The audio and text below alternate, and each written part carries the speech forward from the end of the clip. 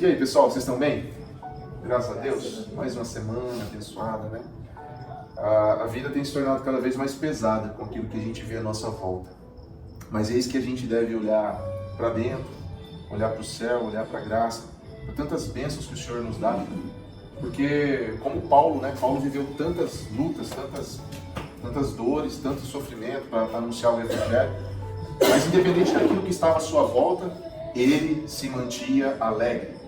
Por quê? Porque a sua percepção de eternidade era muito maior do que a sua expectativa de futuro. Ele sabia que ele precisava se entregar no seu máximo, em tudo que ele podia ter e dar, a fim de que chegasse o tempo dele partir e que ele fosse com o propósito cumprido. Que a gente possa entender tudo que a gente vai falar aqui baseado nisso. Qual é o nosso propósito? O que o Senhor tem de sonho, de desejo para que se cumprir na nossa vida? Então a gente vê um movimento de fazer a vida dar certo, de incluir Deus nas minhas expectativas, nos meus desejos, no meu eu, porque é eu, porque sou eu, porque eu preciso, porque eu ganho, porque eu quero, porque eu preciso, tá faltando. E a gente vai encontrando e fingindo e achando desculpas para não viver aquilo que Deus quer. Quando na verdade tudo isso pode ser real, mas desde que esteja no propósito. Então a gente quer ler com vocês duas versões, né, tanto Mateus quanto Lucas, de uma parábola que Jesus contou. Em Mateus 22, 2, 14, aqui está antecedendo um pouco ao Mateus 24, que é digamos, o sermão escatológico, né? Ali que ele fala dos tempos do fim e tal. Mas aqui ele fala o seguinte: o reino dos céus pode ser ilustrado com a história de um rei que preparou um grande banquete de casamento para seu filho. Quando o banquete estava pronto, o rei enviou seus servos para avisar os convidados, mas todos se recusaram a vir. Então ele enviou outros servos para lhes dizer: já preparei o banquete, os bois e novilhos gordos foram abatidos, e tudo está pronto. Venham para a festa. Mas os convidados não lhes deram atenção e foram embora. Um para sua fazenda, outro para seu negócio. Outros ainda agarraram os mensageiros, os insultaram e os mataram. O rei ficou furioso e enviou seu exército para destruir os assassinos e queimar a cidade deles. Disse a seus servos: o banquete de casamento está pronto, e meus convidados não são dignos desta honra. Agora saiam pelas esquinas e convidem todos os que vocês encontrarem. Então os servos trouxeram todos os que encontraram, tanto bons como maus. E o salão do banquete se encheu de convidados. Quando o rei entrou para recebê-los, notou um homem que não estava vestido de forma apropriada para o casamento. E perguntou-lhe: amigo, como é que você se apresenta sem a roupa de casamento? O homem não teve o que responder. Então o rei disse: amarrem-lhe as mãos e os pés e lancem-no para fora, na escuridão, onde haverá choro e ranger de dentes. Pois muitos são chamados, mas poucos são escolhidos. Essa aqui é a narração de Mateus para essa parábola. Agora nós vamos para Lucas. Só que Lucas eu gostaria de anteceder um pouquinho. Vamos lá, Lucas 14, de 8 a 24. Quando você for convidado para um banquete de casamento, não ocupe o lugar de honra. E se chegar algum convidado mais importante que você? O anfitrião virá e dirá: dê o seu lugar a esta pessoa. E você, envergonhado, terá que sentar-se no último lugar da mesa. Em vez disso, ocupe um lugar menos importante à mesa. Assim, quando o anfitrião ouvir, dirá: amigo, temos um lugar melhor para você. Então você será honrado diante de todos os convidados. Pois os que se exaltam serão humilhados, e os que se humilham serão exaltados. Então Jesus voltou para o anfitrião e disse: quando oferecer um banquete ou jantar, não convide amigos, irmãos, parentes e vizinhos ricos. Eles poderão retribuir o convite, e essa será a única recompensa. Em vez disso, convide os pobres, os aleijados, os mancos e os cegos. Assim, na ressurreição dos justos, você será recompensado por ter convidado aqueles que não podiam lhe retribuir. A parábola do grande banquete. Aí ele conta a mesma história que Mateus. Ao ouvir isso, um homem que estava à mesa com Jesus exclamou: feliz será aquele que participar do banquete do reino de Deus. Jesus respondeu com a seguinte parábola: certo homem preparou um grande banquete e enviou muitos convites. Quando estava tudo pronto, mandou seu servo dizer aos convidados: venham, o banquete está pronto. Mas todos eles deram desculpas. Um disse: acabei de comprar um campo e preciso inspecioná-lo. Peço que me desculpe. O outro disse: acabei de comprar 5 juntas de boi e quero experimentá-las. Sinto muito. Outro ainda disse: acabei de me casar e não posso ir. O servo voltou e informou ao seu senhor o que tinham dito. Ele ficou furioso e ordenou: vá depressa pelas ruas e becos da cidade e convide os pobres, os aleijados, os cegos e os mancos. Depois de cumprir essa ordem, o servo informou: ainda há lugar para mais gente. Então o Senhor disse: vá pelas estradas do campo e junto às cercas, entre as videiras, e insista com todos que encontrar para que venham, de modo que minha casa fique cheia, pois nenhum dos que antes foram convidados provará do meu banquete. Então a gente vê duas versões falando justamente de um rei que convida as pessoas para a ceia, para uma festa de casamento ou para um banquete, e essas estão distraídas com as coisas do mundo. Então a gente pode tirar várias questões aqui muito importantes. Aqueles que negaram foram convidados. Então assim, são pessoas que eram o quê? Importantes para o rei. Eles foram convidados, então eles foram honrados, mas eles desonraram o rei ou o anfitrião. Quem determinou o dia da festa foi o rei. Você vê que ele não fala tipo assim: eu enviei convites para que no dia 20 de março foi o casamento do meu filho, vocês vêm. Não, foi de uma vez, está pronto o banquete, mande eles vir. Então tipo assim, apesar de eles terem sido convidados, o banquete não era num determinado momento estabelecido, mas sim de acordo com o quê? Com a obra preparada do rei. Então aquilo tinha que já estar preparado. E aí a gente vê essas pessoas ocupadas com muitas coisas. Contudo, cara, vamos ser sinceros, existe alguma coisa mal no cara que comprou uma terra e tem que ir lá inspecionar a terra? Existe alguma coisa ruim num cara que comprou os bois e tá trabalhando com os bois? Ou alguém que casou e que está no tempo de núpcias? Mas o que o Senhor está falando aqui não é que isso são errado, é que isso tudo está sendo colocado à frente e como desculpa para que a gente do quê? Não vá na festa do rei. Só que por que eu não estou indo na festa do rei? Primeiro, porque talvez eu não o esteja reconhecendo como rei. Ou porque se eu reconheci, eu não dou valor e importância quanto é necessário. Então isso é importante para a gente pensar. Será que a gente está distraído demais? Será que a gente está preocupado demais com alguma coisa que eu comprei, ou com um negócio, ou com um trabalho, sem querer viver o trabalho ao ponto de estar preparado para que quando o Senhor nos chamar, a gente esteja preparado para ir? Eis que a intenção de Jesus mostrar aqui, né? E na primeira parábola ali, em Mateus, cara, alguns deram desculpas, mas teve um grupo de pessoas ali que maltrataram os caras e mataram os servos que foi chamar eles para a ceia, né, para o banquete. Mas por que esses caras mataram, cara? Porque eles não tinham desculpa. Esse é aqueles que sabiam que o rei era rei, não reconhecem ele como rei, não dá a menor credibilidade, não o ama, não o respeita e além disso ainda matou os seus servos. Lógico que isso aqui Jesus está falando a respeito dos profetas, dos homens de Deus que vieram trazer a mensagem e todo mundo que matou ele. Por quê? Porque fugia daquilo que eu queria, das minhas expectativas. Todo aquele que vem, o transgressor que a gente fala, e transgride aquilo que vai nos beneficiar, muitas vezes a gente está o quê? Matando, maltratando.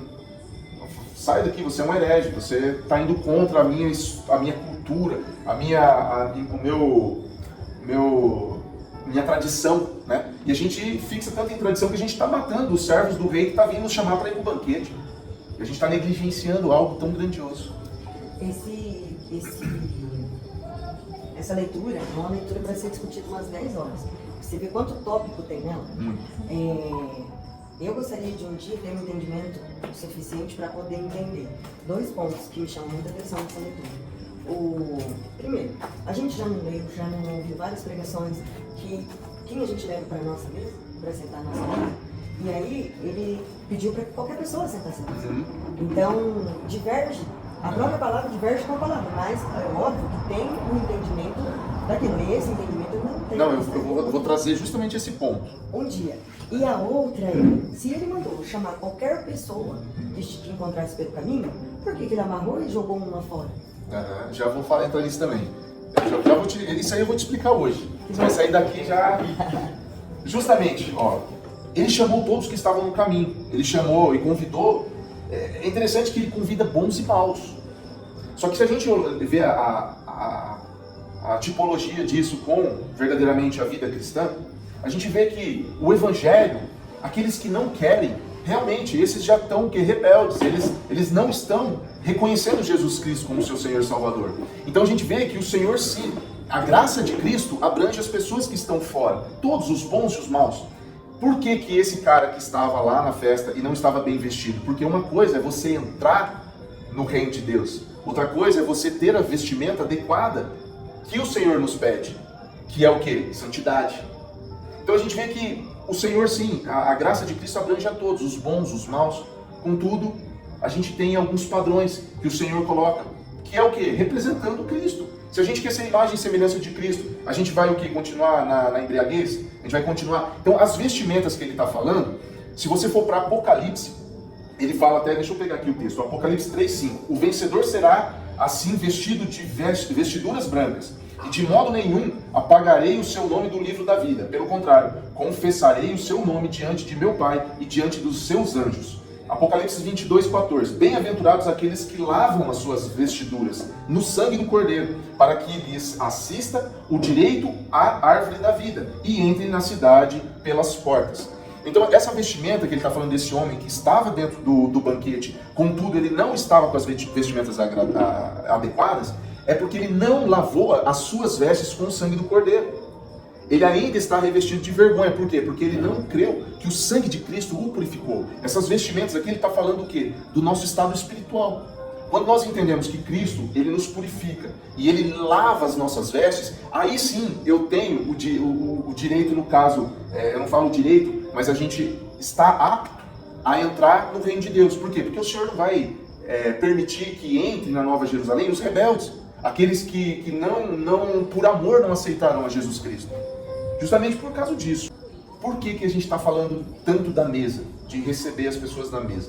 Aí a gente pode entender que essa mesa aqui, as pessoas elas têm que estar com a vestimenta correta, mas você vê que o Senhor é tão misericordioso que aqueles que negaram não são dignos, apesar de eles serem convidados. Mas aqueles que são os improváveis, aquele que realmente não tinha condição de ser convidado para um grande banquete, uma festa do rei, esse o Senhor tem misericórdia de colocar todos para dentro. Só que quando não tem a ver com a forma como eles entrou e a forma como eles vão permanecer. Porque como eles vão permanecer é de acordo com a graça e o amor de Jesus, que vai o quê? Transformar e purificar as suas vestes. Por isso que esse cara foi expulso, não porque ele não estava fisicamente adequado, mas sim porque ele não quis, porque o Senhor o deu as vestes. O Senhor Jesus nos deu a graça, a purificação dos nossos pecados. E esse cara recusou essa graça, ele recusou essa vestimenta. Então assim, não é alguém que eu não tinha uma roupa para vir aqui nessa festa. O Senhor Jesus está falando aqui de algo espiritual e não material, mas mostrando sim que é importante a gente ter a humildade para sentar na mesa. Aí eu te pergunto, existe algum lugar melhor ou pior? Você pode fazer um cortinho, tá? É bonito essa parte, essa chegou. Existe algum lugar na mesa mais digno e não menos digno?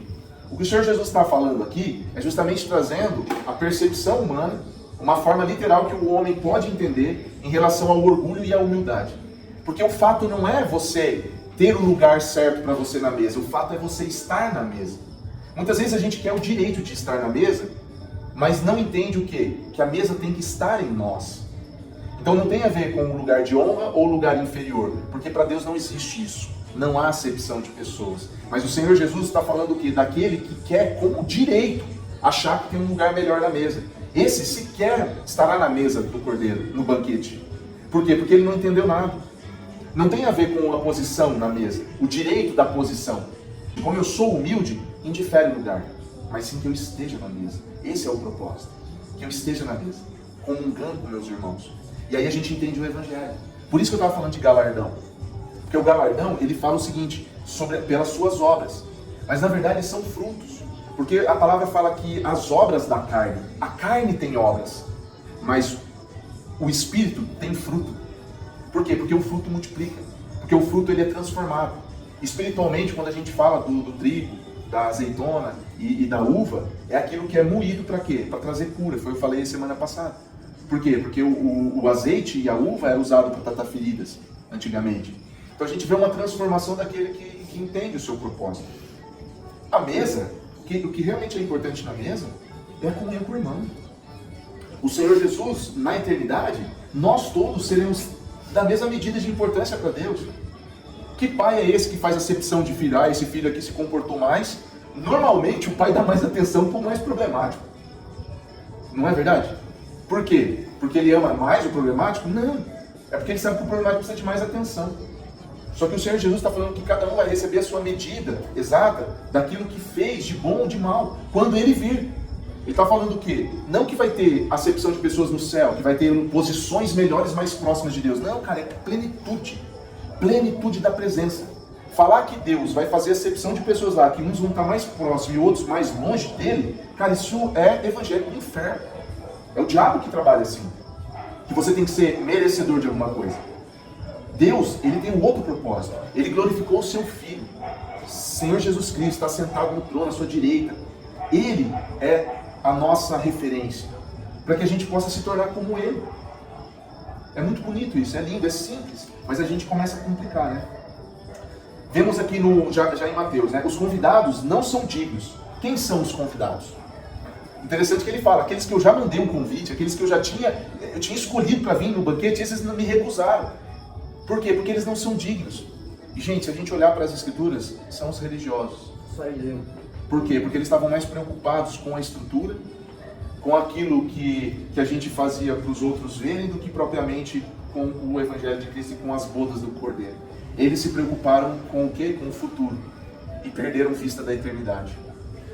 É isso que eu falo aqui, é muito para vocês, e eu acho que isso traz à tona o verdadeiro Evangelho, que a gente entender que a gente tem que parar de querer fazer a vida dar certo. Se a gente estiver de mão dada com o Senhor, tudo aquilo que a gente pode ter de maior na nossa vida e que vai cumprir um propósito do Pai, isso vai te dar. O Senhor, você pode ficar ansioso, angustiado com qualquer coisa, mas não vai resolver. Não vai resolver. Na verdade, você está mostrando para Deus que você não confia nele. Entende? Todos nós precisamos levar alimento para casa, todos nós temos as nossas obrigações, temos as nossas lutas, as nossas dificuldades. Mas se a gente pegar essas dificuldades e colocar ela, eu não vou conseguir, eu preciso fazer, então você está fazendo com a força do seu braço, velho, você vai dar cada vez pior, porque você vai ficar doente. O Senhor fala para não ter ansiedade com coisa alguma, cara, não é para ter ansiedade, ponto. Se você tiver sem resultados na sua vida, e você achar que você tem que buscar mais a Deus para que tenha resultados na sua vida, você está fazendo uma troca, você está querendo comprar a Deus, está fazendo corrupção passiva. Eu vou fazer para você aqui para você me dar. Tipo, cara, isso não é o propósito do Pai. Você tem que fazer por amor. E ainda que a figueira não floresça, ainda que não haja frutos na vinha, não haja frutos no campo, o boi morre, não tem nada, filho. Ainda assim, eu me alegrarei no Senhor, porque Ele conhece as minhas lutas. E quando a gente tem um trabalho, algum plano, algum projeto, se eu comprar lá a propriedade e tiver uma junta de boi, mas eu olhar aqui e falar, opa, Deus me deu essa propriedade, me deu essa junta de boi, e eu não der ouvido para o convite de Deus. Você entende? Que eu fiz a vida dar certo, ela deu, a gente achou que é por Deus, mas na verdade é o quê? O diabo, filho. O diabo te dá aquilo que você precisa na hora que você quer. Porque as bênçãos do diabo te tiram do propósito, te tiram da vontade de Deus para a sua vida. Então nem tudo que brilha é ouro. Nem tudo que brilha é ouro. Nem tudo que é bênção é bênção. A gente está tendo que ter uma fé para que a gente possa receber as bênçãos do Senhor. Quando na verdade a nossa fé tem que ser solidificada na bênção que eu já recebi. Naquilo que o Senhor Jesus já fez por mim. Porque aí, tudo na minha vida, como eu falei do supermercado, daquele mercadinho que entende as dores das pessoas. Então assim, a Luzia trabalha lá que na verdade é o centro lá onde recebem os funcionários da prefeitura e dá um atendimento, né, médico e parte de enfermagem. Cara, tem um lugar melhor para ser luz, para fazer a mesa, para compartilhar o pão, para amar. Ela faz isso. Só que, por exemplo, se eu estiver tão ansioso e preocupado com os meus resultados que não estão acontecendo e colocando a carga do mundo nas minhas costas, primeiro, demonstra que eu não creio em Deus, que eu não acredito nele. E nem acredito que ele possa me abençoar. E segundo, na verdade eu só quero Deus por causa daquilo que eu desejo, por causa do direito que eu acho que eu tenho que receber, ou a bênção que eu tenho que receber. Agora, quando eu descanso no Senhor e coloco o propósito em tudo que eu faço, entende que a junta de boi, a propriedade, ela vai ser bênção, porque automaticamente aquilo vai abençoar os irmãos. E aí quando o Senhor me chamar para a festa, eu estou atento, eu não estou distraído. Se o Senhor que me deu a vinha, me deu a propriedade, me deu os boi, me deu uma esposa que eu casei, então quer dizer que agora que eu casei eu estou ocupado demais com a minha mulher, eu não vou para as bodas do Cordeiro? Eu vou negligenciar o sangue de Cristo que me purificou e me salvou, e vou fazer igual o cara, vou lá de qualquer jeito, com as vestimentas sujas, na impureza, sem a santidade, e achar que ainda assim eu tenho direito de estar lá, porque eu entrei, só porque eu entrei no palácio do Senhor, eu acho que eu tenho o direito de estar lá e tá tudo bem? Cara, o direito, o excesso de direito, levou a humanidade ao que ela está. Porque tudo eu tenho direito, e automaticamente eu sempre sou o certo. Por quê? Porque criou-se tantas leis que elas corrompem outros princípios. Então hoje o direito está acima do princípio, está acima do caráter, está acima verdadeiramente das virtudes do nosso Pai. Então, tipo assim, é simples. Essa mesa que eu estou falando é essa mesa aqui. Então indifere se eu sentar mais perto da Jennifer, sentar mais perto da Luzia, mais perto do Carlinho. Pelo contrário, eu quero estar sentando em todo lugar, para poder estar mais perto de cada um de vocês. Entende? A perspectiva de Deus, a perspectiva redentiva, não tem a ver só com a comida. A comida, na verdade, ela é o que nos leva a estar em comunhão. Ele não é o fim em si mesmo, né? O alimento. A fome, ela foi dada para que a gente tivesse comunhão. Então, essa visão, ó, ele chamou os pobres, os aleijados, os cegos e os mancos. Veja só, a gente fala assim, rapaz, chamou aquilo que os normais rejeitam. Cara, você já viu uma pessoa suja entrar num restaurante para comer? Quem que se fica do lado dela? As pessoas vazam, velho. As pessoas vazam. Por quê? Foge dos meus padrões, dos meus parâmetros. E às vezes eu não entendo a dor daquela pessoa e nem sei por que ela está suja, mas a pessoa já está julgando, já está segregando o irmão. E aí o Senhor vem aqui constrangendo, porque pobre, aleijado, cego e manco, na perspectiva dos judeus, é amaldiçoado. É pecado. O pai dele pecou, ele pecou. Alguém pecou e ele está pagando o preço. Então ele é amaldiçoado. Ainda mais um leproso. O leproso era pior ainda. Porque o cara, velho, não podia mais ter a comunhão com a sua própria família. Ele era isolado do mundo. E aí a gente vê o Senhor falando justamente essas pessoas que ele pegou e trouxe para dentro. E olha só para você ver. Pobres. A palavra fala lá em Mateus 5, que é as boas aventuranças. Bem-aventurados os pobres em espírito, porque deles é o reino dos céus. Aí você fala assim, pobres de espírito? Não. É pobres. Quando ele fala em pobreza, que ele está falando em humildade. O espírito humilde. O espírito quebrantado. E desses é o reino dos céus. Os humildes de espírito. Então, ele chamou o pobre. Quem que é esse pobre? Pode ser aquele que verdadeiramente deveria estar lá, porque ele é humilde. Porque dele é o reino dos céus. Aí ele chama os aleijados. Aleijado é o quê? Uma deficiência física. Uma deformidade física.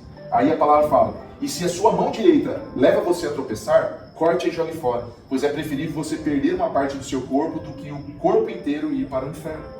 Então será que esse aleijado aqui, ele já não está aleijado ali porque ele realmente abriu mão daquilo que importava para o mundo e se entregou ao Senhor?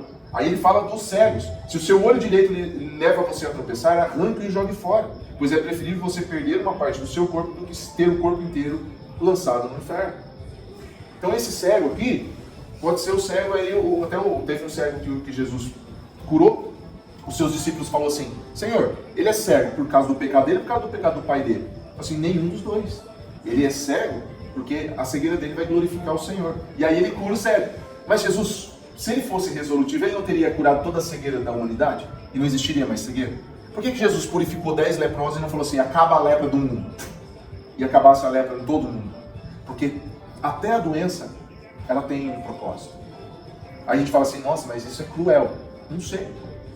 Eu sei que eu vejo pessoas com deficiências que são muito mais alegres do que eu e você. É uma alegria que você não entende. Tem um cara cego que é um cara que canta um louvor. Gente, ele é cheio de amor, de alegria. É o da feira? Esse é bem conhecido. Ele é nacionalmente conhecido. Ele é um gordinho, assim, ele louva maravilhosamente bem. E é interessante que ele fala assim, quando me perguntam se a minha tristeza é ser cego, eu só sei de uma coisa, que a primeira coisa que eu vou ver na minha vida vai ser o meu Salvador. Você entende, cara? Que que pode ser uma bênção a cegueira? Que ser um manco, por quê? Jacó ele foi manco, porque ele lutou com o anjo feriu. Porque o seu caminhar nunca mais foi o mesmo depois do encontro dele com Deus. Tanto é que a vida dele foi transformada. E talvez aquela manqueira dele lá, o lembrasse todo dia de que ele já não era mais Jacó, mas ele era Israel. Entende? A gente vê as coisas pela perspectiva humana. Não olha pela percepção de Deus, pelos planos de Deus. Aí, os cegos, os mancos. Na verdade, toda disciplina a ser aplicada não parece ser motivo de alegria, mas de tristeza. Porém, mais tarde, produz fruto pacífico aos que têm sido por ela exercitados, fruto de justiça. Por isso, levantem as mãos cansadas e fortaleçam os joelhos vacilantes. Façam caminhos retos para os seus pés, para que o manco não se desvie, mas seja curado. Ele está falando o quê? Você que tem as pernas curadas, sãs, ande num caminho reto, porque o manco ele vai te seguir. Ele está falando de uma deficiência física, mas levando uma analogia espiritual. Porque aquele que está todo arrebentado, se ele te vê caminhando no caminho certo, você é o quê? Uma orientação para ele. Inspiração. Não só uma inspiração, mas um caminho seguro. É aquele vidinho que eu fiz. Eu dei um passo aqui, é um campo minado. Aí eu falo para vocês, aqui é seguro, eu já pisei. Aí eu dou outro passo. Eu falo, aqui é seguro, eu já pisei. E vocês vão seguindo os meus passos. Mas agora, vai primeiro aí para eu ver se ali tem uma bomba ou não. É isso que é ser líder? É isso que é ser o caminho, a verdade e a vida? O Senhor Jesus pisou na mina, filho. Falou, vem, me segue, pega a tua cruz, vem também. Me segue os meus caminhos aqui. Eu já desativei todas as minas e te mostrei aonde você tem que pisar. É só seguir os meus passos. Agora as pessoas querem o quê? Encontrar um novo caminho.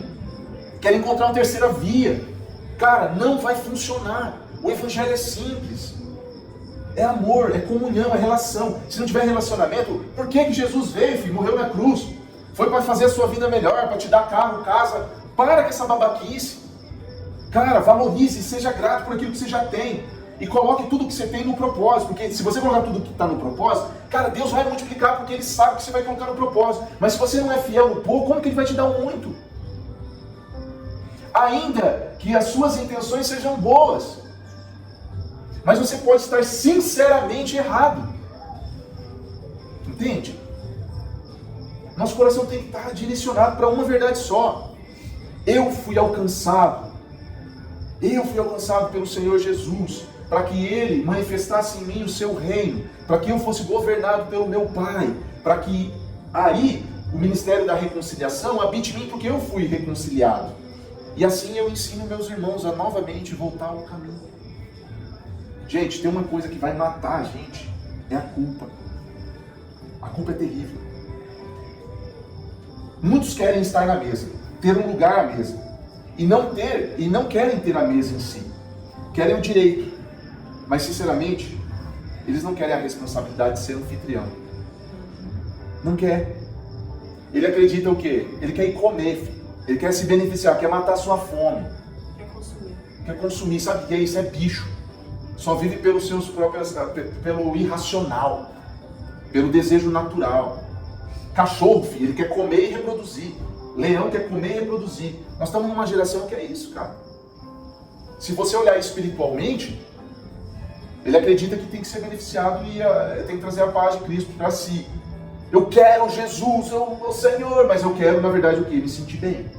Eu quero estar com Deus para sentir a glória dele em mim, para eu me sentir bem, para eu matar a minha culpa, achar que eu estou com Deus e estou fazendo tudo certo. Na verdade é puro egocentrismo, não tem a ver com manifestação de reino. Agora quando eu olhar para as minas dores, falar assim, ok, tá aqui, dor, deixa eu entender você. Dor, você já entrou, eu entendi você, agora vai embora. E eu permito que ela vá embora, por quê? Porque eu tenho um propósito, essa dor não vai ser uma prisão. Nós temos muita gente sendo aprisionada pela sua culpa. Gente, se você for olhar a culpa, tem um livro, Culpa e Graça. Eu comprei lá do Paulo Corso. É muito forte aquele livro. Eu só comecei. E eu vejo que a culpa está enraizada em tudo em nós. Por exemplo, a culpa de não fazer algo bem feito. Quando seu pai, você era criança, e você estava fazendo alguma coisa. Moleque, não é assim! aquilo gerou uma culpa. Por quê? Porque eu não sei fazer nada certo. E aí, pela minha culpa, eu vou tentar cada vez fazer melhor. E aquilo vai me aprisionando, vai me adoecendo. E eu estou falando de todas as culpas, todos os traumas que a gente traz. E a gente se sente culpado. E essa culpa vai gerando ansiedade. Eu tenho culpa, por quê? Porque eu deveria ajudar toda a minha família. Eu preciso ter resultado para salvar o mundo, para mudar a realidade da minha família toda. Cara, você vai morrer de ansiedade e angústia. Porque você não vai resolver o problema dos outros. Porque muitas vezes a dor do outro foi Deus que colocou. Ou Deus que permitiu. Porque do contrário ela não seria purificada e não, talvez ela não entraria ali na mesa. As vestes delas não seriam lavadas. Então colocar a mão na prova dos outros é muito problemático. Porque tem pessoas interesseiras que vão vir se relacionar com você só porque elas sabem que você vai resolver o problema delas. E você se tornou resolutivo, você tomou no lugar de Deus e tirou o que Deus estava fazendo naquela pessoa, e isso vai voltar contra você, irmão. Não espiritualiza, é simples. Deus está tratando a pessoa. Se você impedir, então deixa eu tirar ele de cena, e você vai estar junto com ele. Vai ser dois, filho, choramingando e sofrendo junto. Então entenda que Deus vai te dar a direção para poder fazer o bem para o seu próximo, e vai ter a hora certa. Mas você tem que entender o tempo de Deus para cada coisa. Mata a culpa. Ansiedade vai já trazer depressão. Vai trazer o que? Opressão. Eu cansei disso, eu vivi isso a minha vida toda. Eu abandonei. Eu sei, e não importa o que seja, Deus vai fazer da maneira dele. Vai ser bom e agradável. Ainda que dor. Ainda que eu tenha que andar descalço na pedra. Ainda que eu tenha que fazer qualquer coisa fisicamente terrível. O Senhor está nesse propósito. Ou Ele me coloca em um lugar de honra, para que lá eu ensine as pessoas orgulhosas lá o que é ser humilde, mesmo estando no lugar de honra. Ou Ele pode me colocar lá no pior lugar, sendo humilhado, para que eu entenda e mostre para os meus irmãos que mesmo sendo humilhado ali há o que? Honra. Há glória na humilhação. Por quê? Porque não determina o estado que o mundo faz comigo, mas assim aquilo que eu escolho fazer com que o mundo faz comigo. E isso Deus já me deu as ferramentas. O Senhor deu as ferramentas para que eu destrone a ansiedade da minha vida e cumpra o meu propósito. Porque a ansiedade mostra o quê? Infidelidade. Mostra realmente falta de fé. Mas não fé naquilo de bom vai acontecer na sua vida, mas sim a fé para honrar aquilo tudo que eu já recebi, as bênçãos. E aí isso vai nos levando o quê? Ao amadurecimento da nossa fé, ao amadurecimento da nossa missão, do nosso propósito, e nos leva a compartilhar com mais leveza. Gente, amanhã vai ter os seus próprios maus. Os meses que tiveram hoje. Hoje teve os seus próprios momentos difíceis. Então, não se preocupa com hoje. Deixa de se preocupar tanto com amanhã ou depois de amanhã. Por quê? Porque isso vai roubar a tua saúde. A gente está vivendo preocupado com o que vai acontecer para frente. E a gente se prende nas emoções do passado. E a gente quer viver hoje como se a gente tivesse a carga toda de culpa do passado e a ansiedade do futuro. Vai morrer, filho. Não vai aguentar. Joga a culpa fora. Tira a ansiedade. E entrega no Senhor. E faça a sua parte. Fala, Senhor, hoje eu acordei e eu vou trabalhar para o Senhor. Me usa onde eu estou. E que o Senhor abra as portas que for, tiver que ser. Mas se eu tiver que morrer, passar a minha vida toda aqui onde estou, é porque aqui onde estou é o meu propósito. Porque senão a gente fica pensando, eu preciso melhorar de vida, eu preciso crescer aqui, e deixa de cumprir o propósito. Você nunca vai sair de lá. E vai morrer por causa da angústia de achar que tinha que sair de lá. Só que você estava a um passo, só que estava cego. Você ficou cego para aquilo que Deus quer fazer. E se você cumprir seu propósito ali, rapaz, no outro dia, abriria as portas necessárias para te levar para onde o Senhor quer que você leve. Mas a gente está preocupado com aquilo que a gente quer. Aí automaticamente o que? A gente está ficando retardado, sabotando. Que a gente possa viver esse evangelho simples, sabe? Sem culpa, sem angústia. E o amanhã pertence a Deus, sabe? Tem bilionários nessa nação, gente, que vivem um inferno que eu e você não tem ideia. As condições físicas, financeiras, a Bíblia já mostra. Leia o Novo Testamento pensando em dinheiro. Você vai ver, o Senhor Jesus fala pra gente o quê? Abre mão. Filho, você vai juntar riquezas nesse mundo, onde a traça e a ferrugem corrói. O Senhor está falando. Filho, se você não pode ajudar financeiramente um irmão que está passando fome, vai lá e ensina para ele a amar Jesus, que você vai estar dando o maior tesouro que você pode dar para ele. Por que a gente quer resolver os problemas financeiros? Porque a gente se compara. A gente compara o mundo. E aí a gente começa o quê? Sempre desejar coisas. E a gente vive por coisas. Filho, o espírito já ficou lá atrás. Você está vivendo pela carne. Então vamos viver isso. Vamos mostrar para as pessoas esse lugar na mesa. Que não importa o que a gente vai comer lá. E nem se a cadeira é de plástico, se é de bambu, se é de pau ou se é uma tábua. Em um monte de lajota. Não importa. O que importa é quem está lá. E aquilo que a gente vai manifestar lá. Entende? Isso é simples, é bonito, é gostoso. E, cara, vamos simplificar. Parar de demonizar as coisas. Tudo é o diabo. Rapaz, o crente ele dá um poder pro diabo que nem o inferno dá. Nem os capeta dá esse poder pro diabo quanto o crente dá. Gente, pelo amor de Deus. O fato é que você viu Jesus. Jesus ensinou a expulsar o diabo? Ensinou? Não. Não ensinou, mas ele expulsava. Ele expulsava, mas ele ensinou? Alguém perguntou para ele, Senhor, como que expulsa o diabo?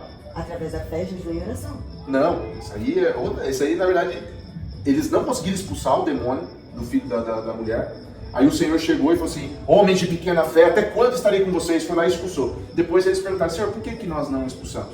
Porque esse demônio só tira com jejum, oração e tal. Não era o demônio do menino, filho, era o demônio da incredulidade.